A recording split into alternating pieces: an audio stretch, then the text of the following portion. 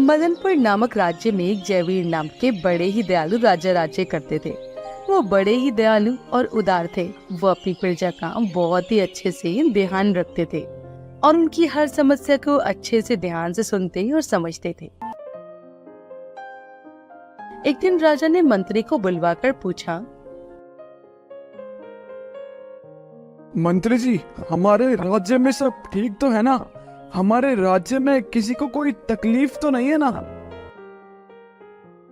नहीं महाराज, आपके होते हुए इस राज्य को भला कुछ हो सकता है क्या? हमारे राज्य में सब कुशल मंगल है। हाँ, मैं मेरे राज्य में ऐसा ही चाहता हूँ कि सब लोग कुशल मंगल रहें, और फिर भी मुझे तसल्ली के लिए एक बार जाकर देखना ही होगा कि सब ठीक तो है। फिर जैसे ही रात होती है, राजा अपना भेष बदलकर अपने ही राज्य के नगर में घूमने लगता है और घूमते हुए वहाँ एक गांव में पहुँच जाता है जहाँ कमल नाम का किसान और उसकी पत्नी शांति दोनों बातें कर रहे होते हैं। इस साल फसल बिल्कुल भी अच्छी नहीं हुई है और हमारे पास और बीज लाने के लिए धन भी नहीं है जिससे हम फिर से दोबारा फसल उगा सकें। आप एक काम क्यों नहीं करते हो? राजा के पास जाकर अपनी समस्याएं क्यों नहीं कहते हो? मैंने सुना है हमारा राजा जयवीर बड़ा ही दयालु और उदार है। क्या पता वो कोई हमारी मदद कर दे। अरे, राजा के पास जाना इतना आसान नहीं जितना तुम समझ रही हो। राजा से मिलने के लिए दरबारी मुझे रोक लेंगे और वो मुझे अंदर भी नहीं जाने देंगे। देखिए, फसल भी खराब हो चुकी है और घर में खाने के लिए भी कुछ नहीं बचा है। पूरे साल हम बिना अन्न और धन के कैसे रहेंगे? मेरी मानो तो आप कल सुबह ही राजा के पास चले जाओ।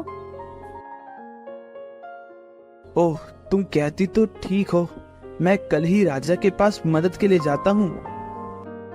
बाहर खड़ा राजा किसान और उसकी पत्नी की बातें सुन रहा होता है।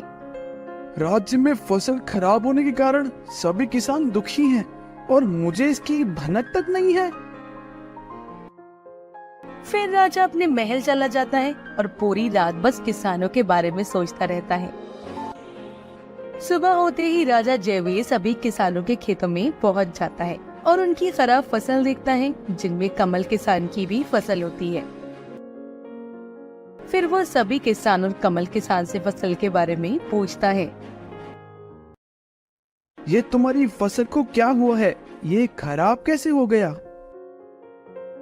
महाराज, इस साल अधिक बारिश की वजह से फसल ठीक से हो नहीं पाई और खराब हो गई, और हमारे पास इतना पर्याप्त धन नहीं है जिससे हम दोबारा फसल उगा सकें। ये सुनकर राजा और सभी मंत्री बहुत दुखी हो जाते हैं और फिर राजा अपने मंत्री से कहकर कमल और सभी किसानों को भी बीज दिलवा देता है। फिर सभी किसान उस बीज से फिर से अपनी फसल को दोबारा बोना चालू कर देते हैं, लेकिन कमल किसान के मन में लालच आ जाता है और वे थोड़े ही बीज अपने खेतों में डालता है और बाकी के सारे बीज बचा लेता है। आप जो कर रहे हो ना वो ठीक नहीं है। राजा ने बीज हमारी मदद के लिए दिया है जिससे हम अपनी फसल दोबारा से उगा सके, और आपने थोड़े से बीज से फसल उगाकर सारे बीज बचा कर रख लिए। अरे भाग्यवान, मैं ये सब तेरे लिए तो कर रहा हूँ। इन बीजों को बेचकर मुझे अच्छा धन मिल जाएगा और फिर राजा हमारी खराब फसल देखेगा तो वो हमको फिर से बीज तो दे ही देगा। इस तरह राजा को धोखा देना सही नहीं होगा, जब उन्होंने आपको फसल उगाने के लिए बीज दिए हैं, ना ही बचाने के लिए। अरे बेवकूफ, राजा बड़ा ही दयालु है और जब वो हमारी खराब फसल देखेगा ना तो वो हमें फिर से बीज दे देगा और हम फिर से फसल उगा लेंगे। मैं फिर से कह रही हूँ ये ठीक नहीं है, कहीं ऐसा ना हो आपको पछताना पड़े। कमल की पत्नी कमल को खूब समझाती है पर वो उसकी एक बात नहीं सुनता और सारा धन बचा लेता है।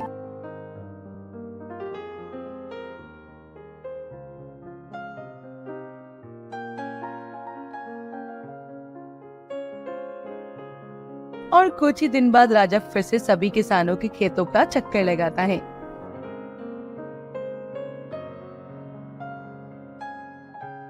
किसानों की अच्छी फसल हुई है इस बार तो। पर ये क्या, कमल का खेत सूखा का सूखा ही पड़ा है। फिर राजा कमल से उसकी खराब फसल के बारे में पूछता है। महाराज, आपने जो बीज मुझे खेतों में उगाने के लिए दिए थे ना, वो ना जाने कहाँ गायब हो गए, और मेरे पास इतना धन भी नहीं था जिससे मैं दोबारा फसल को उगा सकूं। ठीक है, तुम चिंता मत करो, मैं तुम्हें फिर से बीज दिलवा दूंगा जिससे तुम अपनी फसल उगा सकोगे। ये सुनकर कमल बहुत ही खुश होता है। फिर राजा अपने मंत्री से कहकर कमल को फिर से बीज दिलवाता है और कमल फिर से उसमें बीज बचा लेता है और थोड़े से ही बीज में अपने खेतों में बोने के लिए डालता है।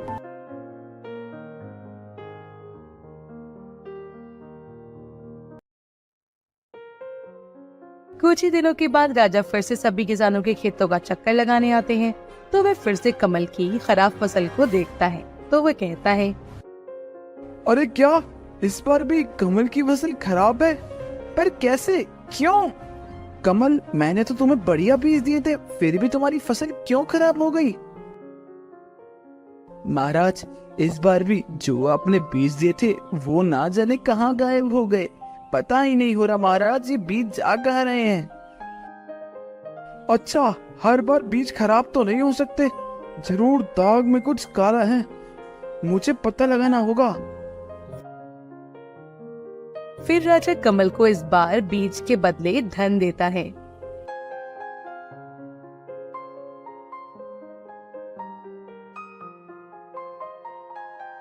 जी महाराज, जी महाराज, इस बार राजा ने मुझे बीज के बदले धन ही दे दिया। ये तो बड़ी ही अच्छी बात है, अब मुझे बीज बेचने की जरूरत भी नहीं पड़ेगी। फिर कमल खुशी खुशी घर चला जाता है और जाकर पोटली को एक जगह रख देता है और फिर सोने चला जाता है। और फिर जैसे ही रात होती है तो उस पोटली को काट कर चूहे निकलते हैं, क्योंकि राजा ने उस पोटली में चूहे रख दिए थे। तो वो चूहे कमल के सारे जमा किए हुए बीजों को खा जाते हैं। मेरा धन, अरे मेरा धन कहाँ गया? ये अलमारी में तो रखा था, मैं तो लुट गया, बर्बाद हो गया। अब मैं फसल के लिए बीज कहाँ से लेकर आऊंगा? मैंने तो पहले ही कहा था कि ये सब मत करो, अब भुगतो। फिर कमल राजा के पास जाता है और उसे बताता है, वो महाराज, आपने जो मुझे फसल उगाने के लिए धन दिया था ना, वो ना जाने कहाँ चला गया। क्या कह रहे हो? ऐसा कैसे हो सकता है? महाराज, मैं सही कह रहा हूँ महाराज। हो सकता है वो धन भी बीज की तरह गायब हो गया हो। हाँ? नहीं महाराज, धन कैसे गायब हो सकता है? क्यों, जब बीज गायब हो सकते हैं तो धन भी तो गायब हो सकता है ना? ये सुनते ही कमल को सब समझ आ जाता है। तभी राजा कमल को बंदी बनाने के लिए कहता है, नहीं महाराज, माफी महाराज, माफी, मुझे माफ कर दीजिए महाराज, मैं लालच में अंधा हो गया था। फिर राजा कमल की बहुत माफी मांगने पर उसे माफ कर देता है और उसे जाने भी। पप्पू, पप्पू, अरे पप्पू जरा सुन। क्या हुआ, क्यों बुला रहे हो? यार कुछ दिक्कत हो गई है पप्पू, मुझे ना जरा बाजार जाना है, तो तू जरा मेरी जमीन खोद दे। बताओ, खोद देगा ना यार? मुझे बहुत जरूरी काम है। पर मुझे मेरी जमीन भी तो। अरे अपनी तू कल खोल देगा, आज मेरी जमीन खोदते भाई, मेरा बाजार जाना बहुत जरूरी है। अच्छा ठीक है भाई, मैं पहले तुम्हारे ही खेत खोद देता हूँ।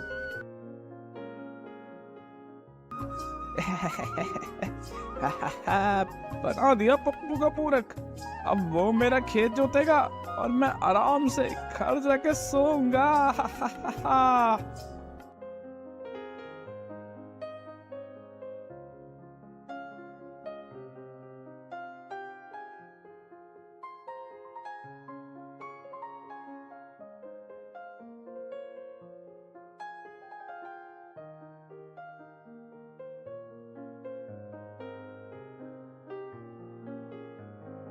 ए, छी छी छी, ये क्या? तू छी, अरे बाप रे, शाम हो गई, मैं तो बहुत ज्यादा सो लिया।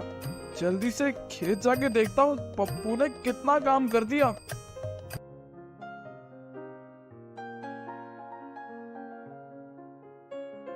अरे वाह, क्या क्या क्या बात है यार, इसने तो मेरी पूरी जमीन ही खोद दी। हा हा, वाह, मजा ही आ गया। हा हा हा। अरे अरे कमलू भैया आ गए, आपके बाजार का काम हो गया क्या? हाँ हाँ भाई, एकदम अच्छे से हो गया। धन्यवाद भाई, बहुत बहुत धन्यवाद। मेरी जमीन का काम करने के लिए तुम्हारा बहुत धन्यवाद। अरे धन्यवाद बोल के शर्मिंदा मत करो भाई। अब तुम्हारे बुरे समय में मैं काम आया हूँ तो मेरे में तुम आ जाना। आखिर हम भी एक ही गांव में रहते हैं। हाँ हाँ भाई, बिल्कुल सही कहा तुमने, एकदम सही कहा। एकदम सही कहा।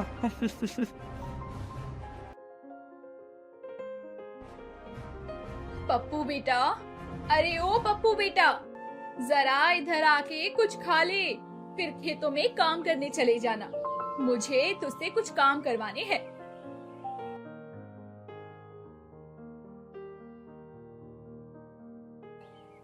ये ले, थोड़े से चावल बनाए हैं, खा ले बेटा। माँ, ये तो कल आपके हिस्से का है, कल आपने कुछ नहीं खाया था क्या? पप्पू, तेरी तबीयत ठीक नहीं है तो इसे तू ही खा ले। ए ऊपर वाले, मुझ पे थोड़ा रहम कर। माँ का कष्ट अब मुझसे देखा नहीं जाता। ऊपर वाले, माँ का कष्ट अब मैं और नहीं देख पा रहा हूँ। माँ, मुझे नहीं लगता कि मैं इस जीवन में आपके लिए कुछ भी कर पाऊंगा। ना मैं पैसे कमा रहा हूँ, ना ही मैं आपको 2 समय का खाना भी खिला पा रहा हूँ। आपको इस उम्र में काम करते देख मुझे बहुत दुख होता है माँ, बहुत दुख होता है। सुन रामू, हर चीज का समय होता है बेटा। जब समय आएगा ना तो सब ठीक हो जाएगा। कभी भी पैसों के पीछे मत भागना, हमेशा सच के रास्ते पर ही चलना, और देखना एक दिन भगवान हमारे भी सभी सपने पूरे करेगा।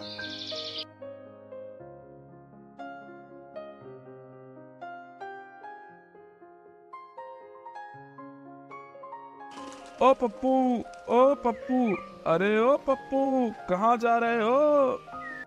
अरे कमलू भैया, आज मैं जल्दी जल्दी से अपनी जमीन खोदने जा रहा हूँ, उसके बाद करम काका की भी तो जमीन खोदने जानी है। अरे अरे, पर उसके खेत क्यों जोत रहा है तू? अरे कमलू भैया, क्या है ना, अब काका की उम्र हो चुकी है तो उनसे अब काम हो नहीं पाता, इसलिए मैं अपने खेत खोदने के बाद उनकी खेत खोदने जाऊंगा। अरे ये सब बकवास है, उससे काम ना करना पड़े इसलिए उसने तुझे बोल दिया। अरे तू इतना भी सच्चा इंसान मत बना कर कि लोग तेरा फायदा उठाए। अरे वो तेरा बेवकूफ बना रहा है। अरे तूने कभी सीधी उंगली से घी निकलते हुए देखा है क्या? इसलिए घी निकालने के लिए उंगली टेढ़ी करनी पड़ती है। अरे अरे, ये सब मुझसे नहीं होगा। मेरे पिताजी की दी हुई जमीन में खेती करके मेरा और मेरी माँ का थोड़ा बहुत तो गुजारा हो ही जाता है।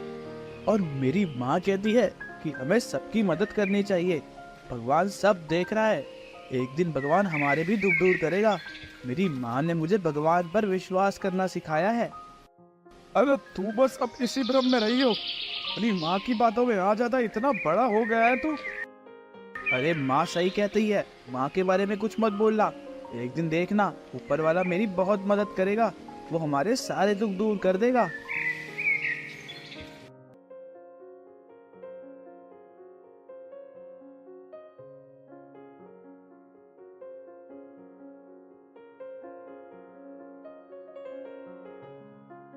ए ऊपर वाले, मुझ पे थोड़ा रहम कर।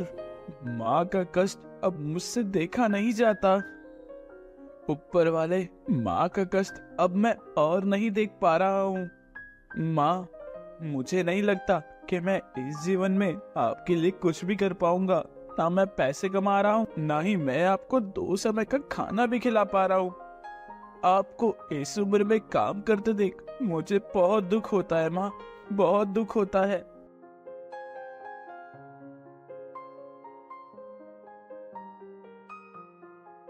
ले जाओ तुम, मेरे फल बहुत मीठे हैं, तुम खाओ और माँ के लिए भी ले जाओ।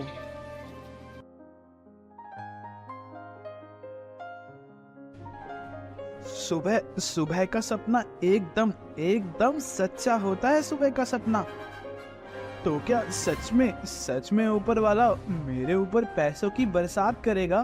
क्या सच में ऐसा होगा? अगर ऐसा होगा तो माँ को थोड़ी खुशी दे पाऊंगा। माँ तो खुशी हो जाएगी।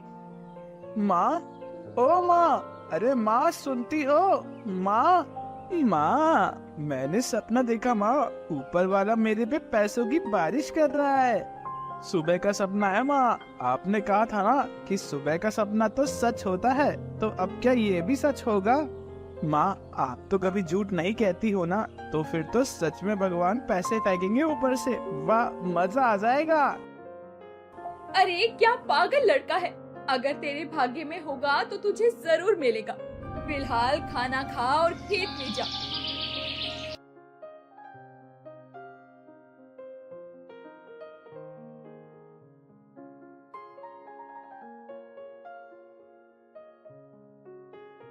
क्या बात है रामू, आज बड़ा खुश लग रहा है। कहीं से पैसे वैसे मिल गए क्या?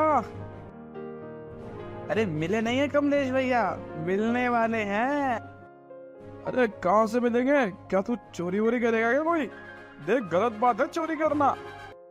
अरे नहीं नहीं कमलू भैया, कैसी बात कर रहे हो? मैंने एक सपना देखा है जिसमें भगवान मेरे ऊपर पैसों की बारिश कर रहे हैं, और वो सपना सुबह का था, और माँ कहती है कि सुबह का सपना सच होता है। ओ, तुमने भी सपना देखा क्या? अरे मैंने भी सपना देखा कि मेरे को भी जमीन के नीचे से बहुत सारा पैसा मिला है। क्या बात कर रहे हो कमलू भैया, फिर तो हम दोनों की लॉटरी लग गई। वाह वाह, क्या बात है, क्या बात है, मजा ही आ गया। अरे कितना बड़ा बेवकूफ है ये, ऊपर से सोने की मोहरें गिरेंगी उसके ऊपर। क्या बेवकूफ आदमी है भाई।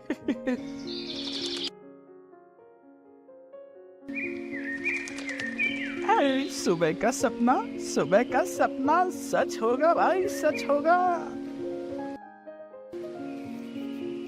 अरे अरे ये क्या आवाज है? अरे अरे ये क्या है? अरे मतलब ऊपर वाले ने कमलेश का सपना पूरा कर दिया क्या? अरे ये सोना तो कमलू का है, तो मुझे तो अब उसे ही देना पड़ेगा। ये तो मेरा नहीं है। ठीक है, मैं जाता हूँ और जाकर ये कमलेश को बता देता हूँ। माँ ने सही कहा था कि जब समय आएगा तो सब कुछ मिलेगा हमको, सब कुछ। इसका मतलब मेरा समय अभी नहीं आया है, अभी कमलेश का समय आया है।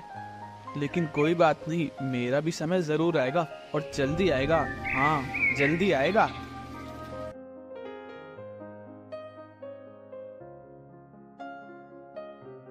क्या हुआ पप्पू, मेरे घर कैसे आना हुआ?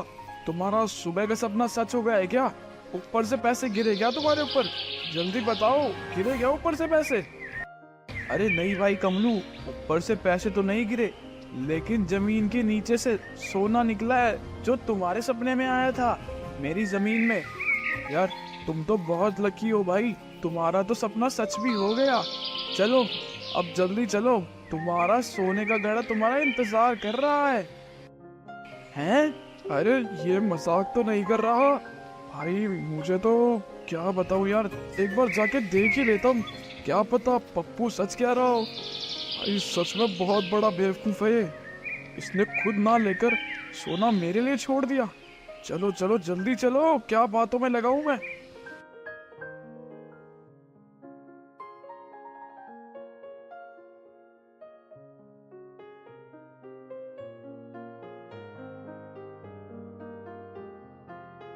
क्या हुआ, खेतों से क्यों चला आया? वो क्या है ना माँ, आज तबीयत थोड़ी ठीक नहीं लग रही है, इसलिए जल्दी चला आया खेत से। मुझे तो उदास सा लग रहा है, क्या हुआ? पता ना क्या हुआ। अरे कुछ नहीं हुआ माँ, कुछ भी नहीं हुआ है। देख पप्पू, दुखी मत हो, एक दिन सब ठीक हो जाएगा, देख लेना। उस बेवकूफ ने सच ही कहा है, सही में घड़ा निकला है जमीन के अंदर से। अरे वाह, कितना बड़ा बेवकूफ है, अपनी जमीन से निकला खजाना मुझे दे दिया इसने। तो खोल के देखता हूँ उस घड़े को क्या है। अरे अरे ये क्या है? अरे ये तो मकड़ियां हैं। अरे अच्छा हुआ मैंने अंदर हाथ नहीं डाला, वरना ये तो मेरा बुरा हाल कर देती। अरे बाप रे, बच गया भाई। ये तो जहरीली कीड़ियां हैं। अगर मेरे को काट लेती तो मैं तो यहीं मर जाता। पर वाले ने बचा लिया मुझे। ये साला पप्पू तो बहुत शातिर निकला, मुझे फंसाना चाहता था, मुझे तो मारना ही चाहता था ये। अभी आ रहा हूँ साला तेरे घर, तेरे को छोड़ूंगा नहीं मैं। काम करता हूँ, ये जो मकड़ियां हैं ये उसके घर के ऊपर से फेंकता हूँ उसके ऊपर। जब उसको काटेंगे ना तब पता चलेगा, बड़ा आया था मुझसे शैतानी करने वाला।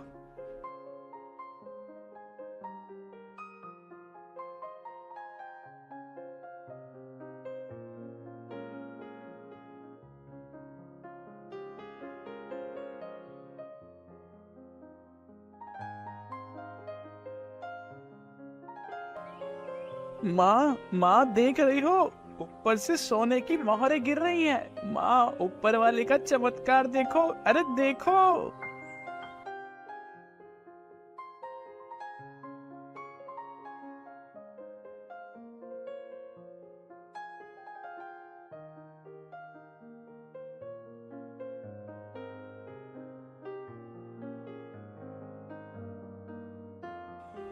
अरे अरे ये क्या? अरे ये तो सोने की मोहरें निकली। अरे मतलब घड़े के सिर्फ ऊपर ही मकड़ियां थी और नीचे सोना था। अरे यार, अरे अगर घड़े को पलटने से पहले मैं इसके अंदर देख लेता तो ये सारी सोने की मोहरें मेरी होती। अरे हाय, मेरी मत मारी गई थी भाई। अरे यार, एक बार देखना था बस, मैं अमीर बन जाता यार। अरे हाय हाय हाय भाई, छी छी छी, क्या कर दिया मैंने? छी छी छी, हे ऊपर वाले, ये मैंने क्या कर दिया?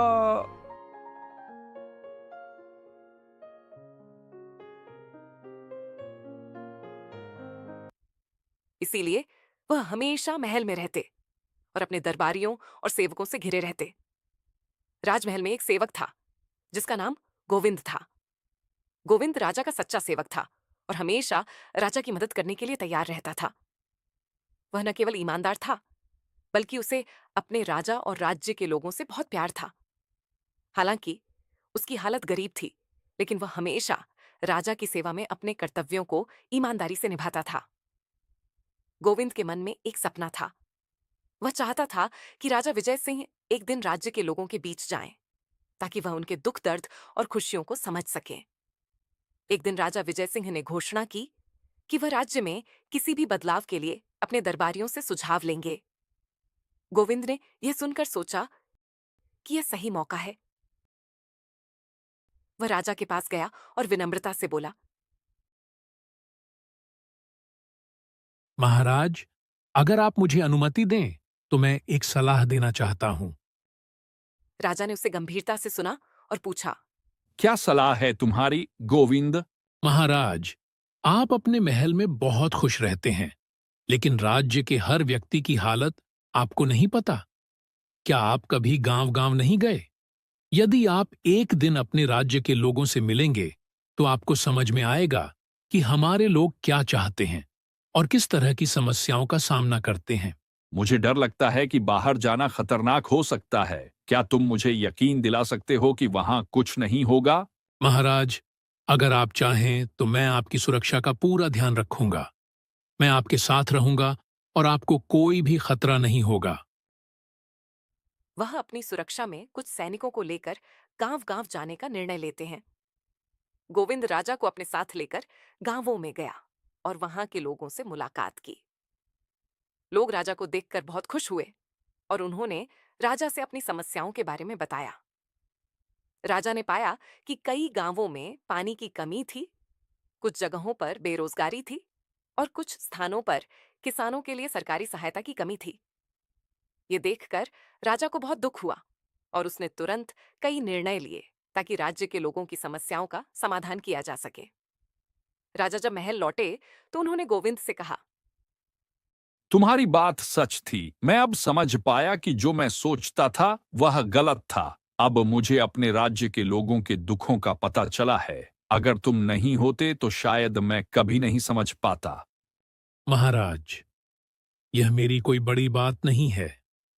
मैं तो बस आपके लिए चाहता था कि आप अपनी दरबारी दुनिया से बाहर निकलकर सच्ची दुनिया देखें।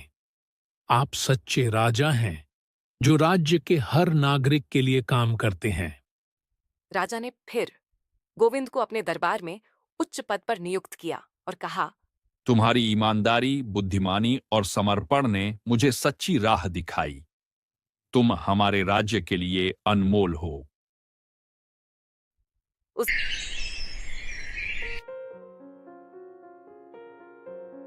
सोनापुर गांव में रघु नाम का एक ईमानदार और मेहनती किसान रहता था।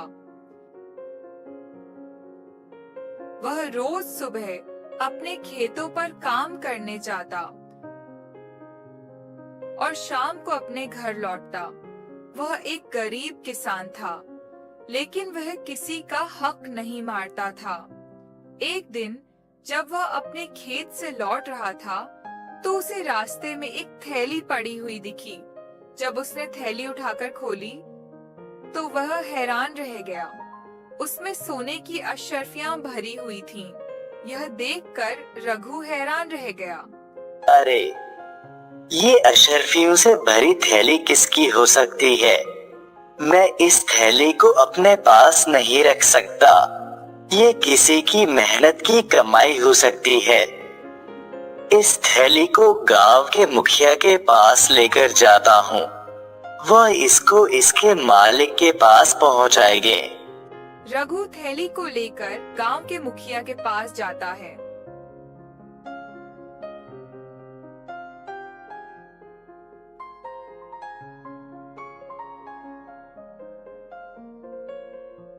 और उसको सारी बात बताता है। यह सब सुनकर मुखिया अचिया, रघु, यह बहुत बड़ी अमानत है। इसको पाकर कोई भी लालच में आ सकता है, लेकिन तुमने इसको लौटाने का फैसला किया। यह तुम्हारी सच्ची ईमानदारी को दर्शाता है। तभी अचानक गांव का अमीर और घमंडी सेठ दौड़ते हुए मुखिया के पास आता है। अरे सेठ धर्मदास, आप इतना घबराए हुए क्यों हो? क्या हुआ? तभी सेठ मुखिया से घबराते हुए बोला, जब मैं बाहर गांव से आ रहा था, तब मैंने अपनी सोने की अशर्फियों से भरी थैली रास्ते में खो दी। मैंने उसे बहुत ढूंढा, लेकिन मुझे वह कहीं नहीं मिली। आप गांव में सूचना करवा दीजिए कि जिसको वो थैली मिली है, वह उसको वापस कर दे। मैं उसको उचित इनाम दूंगा। यह सुनकर रघु थैली को दिखाकर सेठ से पूछता है, यह थैली आपकी तो नहीं है, जो मुझे खेत से लौटते वक्त रास्ते में। थैली को देख सेठ थैली अपने हाथ में लेकर कहता है, हाँ हाँ, यही थैली मेरी है, लेकिन तुमने इसको अपने पास नहीं रखकर वापस लौटाने का फैसला लिया। यह तुम्हारी ईमानदारी की मिसाल देता है। मैं तुम्हें इसके लिए इनाम देना चाहता हूँ। यह देख गांव के सभी लोग रघु की ईमानदारी की तारीफ करने लगे। तभी मुखिया गांव वालों से बोलता है, आज से रघु हमारे गांव का सबसे ईमानदार व्यक्ति माना जाएगा और रघु की ईमानदारी हम सब के लिए मिसाल होगी। सेठ धर्मदास, जो कि बहुत लालची था, उसको अपनी गलती का एहसास होता है और उसको समझ आता है कि सच्ची संपत्ति पैसा नहीं बल्कि ईमानदारी और अच्छाई होती है।